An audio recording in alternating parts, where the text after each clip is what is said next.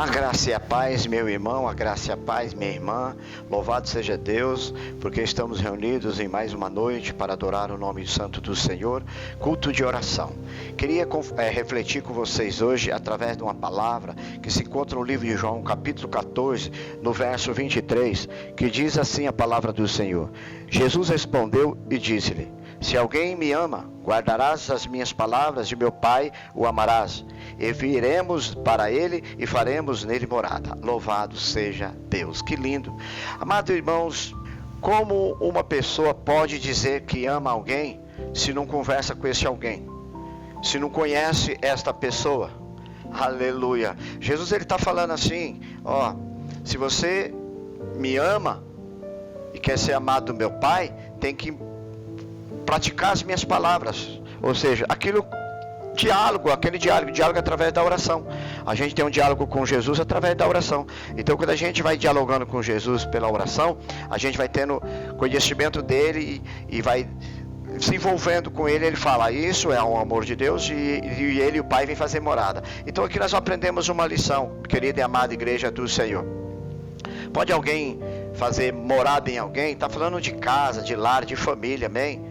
E ele fala assim, dessa forma o Pai vem e faz morada conosco. Louvado seja Deus. Então aqui nós aprendemos já de início que a oração nos leva a ter comunhão com Deus, e assim Deus vem fazer morada. E quando falamos de morada, falamos primeiramente de uma missão. Então aqui nós aprendemos que a missão ela começa em casa. Louvado seja Deus. E para isso nós vamos trazer a referência do livro de Juízes, capítulo 6, que temos ali a história de Gideão. Gideão, ele recebeu de Deus uma missão, e a primeira missão que ele recebe de Deus para vencer os midianitas foi o quê? Olha, você pega, sobe ali no monte, onde seu pai edificou altares aos ídolos, destrói tudo, arrebenta tudo e faz ali para mim um altar. Louvado seja Deus. E ele pega assim os seus homens, sobe naquele lugar, cumpre o mandamento do Senhor durante a noite e arrebenta tudo aquilo, aleluia. E é interessante que quando ele quebra tudo, ele move o coração de quem está em volta, dos adoradores dos ídolos. E aí então eles querem notificar, ficam agitados e vão até o pai de Gideão e chegam para ele e falam assim, elimina o teu filho, porque ele quebrou e desfez o altar de Baal. E aí o pai dele disse assim, não, como nós podemos entender, e eu vou desfazer do meu filho, como nós vamos entender isso? Se fosse Deus quebrar o altar de Deus, Deus mesmo agiria. Mas como pode então somente 10 homens ir lá e destruir tudo, e aqueles deuses não poder fazerem nada? As estátuas nada se fizeram, então não puderam fazer nada, e assim foram destruídos. E aí nós vemos aqui que o pai de Gideão, ele foi convertido também, aleluia. Ele abandonou a adoração dos ídolos, louvado seja Deus. Se nós nos depararmos com o Velho e o Novo Testamento, nós vamos ver as responsabilidades da própria família. No livro de Efésios 6, capítulo 1, verso 3, diz que os filhos devem obedecer e honrar os pais, aleluia, no Senhor, louvado seja Deus, porque isso diante de Deus é justo, aleluia. Em Efésios 5, 25, diz que o marido deve amar as vossas esposas como Cristo amou a igreja. Olha que interessante. Em Efésios capítulo 6, verso 4, diz que os pais não podem levantar a ira dos filhos, ficar provocando a ira dos filhos, mas tem que criar com rigidez, na doutrina e a demonstração do Senhor. Louvado seja Deus. Aí assim a gente consegue entender como é que vem vitória nos lares. Chega o dia da grande batalha no livro de Juízes capítulo 7. Gideão conduziu o seu exército de 32 mil israelitas para o campo de conflito, contra 135 mil midianitas. A desvantagem militar era de 4-1. Deus não deixou Gideão entrar na batalha com essa tropa toda, com esse número de soldados todo. Em 2 etapas, Deus eliminou a força militar de Israel. Primeiro, ele pede para ver quem queria e quem não queria. E muitos não vão, 22 mil pessoas voltaram para casa. Os midianitas ficaram com uma vantagem agora de 13,5 contra 1. Aí na segunda etapa, Deus manda Gideão manda embora agora, tira 9.700 israelitas, soldados de guerra. Deixa Gideão agora só com 300 soldados. Para vencer o inimigo, o soldado israelita agora teria que vencer, cada homem do israelita teria que vencer 450 inimigos. Imagine você lutando agora com 450 homens. Cada soldado tinha que vencer 450 soldados inimigos. Aleluia. Mas Deus, na sua infinita e grande sabedoria, tinha um propósito bem definido na redução da força militar de Israel.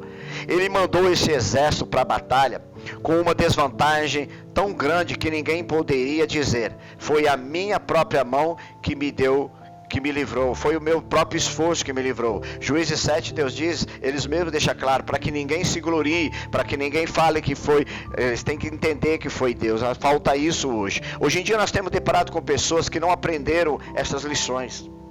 Confiam em números, acham que grandes multidões são evidências da aprovação de Deus. Depende de estratégias humanas, de táticas humanas, carnais, para alcançar e avançar no crescimento da própria igreja. Hoje nós temos deparado com pessoas criando situações dentro das igrejas.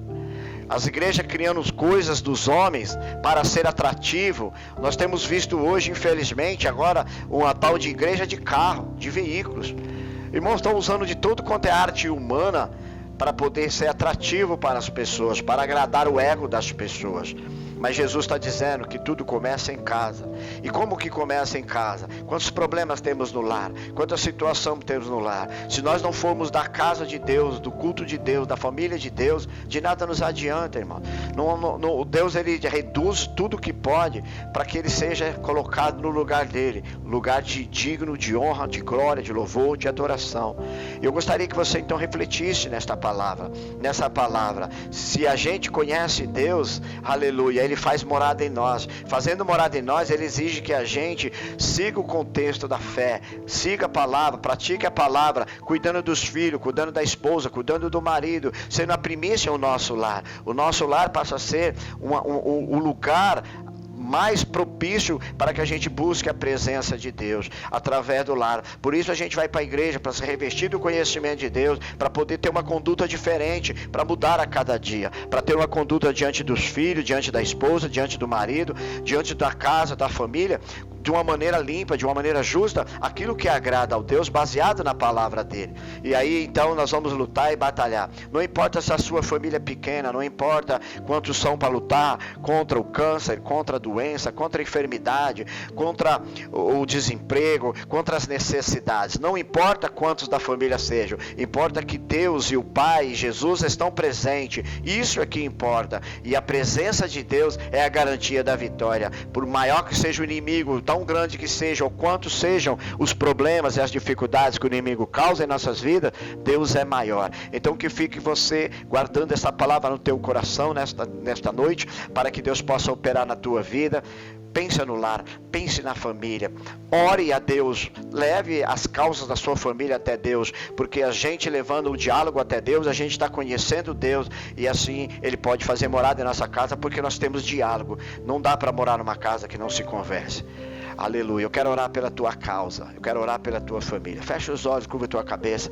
Querido e amado Deus, em nome de Jesus Cristo, eu quero estender minhas mãos neste culto hoje, declarar ao Pai querido e amado a libertação, a cura, a transformação do lar. Quero que o Senhor derrame do teu poder, da tua graça, e através da sua palavra, que as pessoas aprendam a fazer leituras diárias na sua casa, com seus familiares. Lê um salmo, lê um texto bíblico, e assim o Senhor vai operando. Por isso, Pai, eu peço a Ti que liberte, que transforme, que jogue por terra todo tipo de enfermidade, Senhor, da mais intensa maldição que veio, tudo que vem contra o povo, tudo que vem, não importa quantos problemas tenha dentro de um lar, não importa quantos inimigos têm se levantado contra o meu irmão ou minha irmã, contra esta casa, contra esta família. O que importa, Senhor, que nós possamos ser um número pequeno, mas que o Senhor dos exércitos vai à frente da nossa peleja. É o Senhor quem luta por nós, e nós te glorificaremos, Pai, dando a vitória, te glorificaremos. Assim eu declaro a vitória de cada um, em nome do Pai, do Filho e do Espírito Santo. Amém. E graças a Deus. Fique com Deus. Uma sexta abençoada, um final de semana maravilhoso,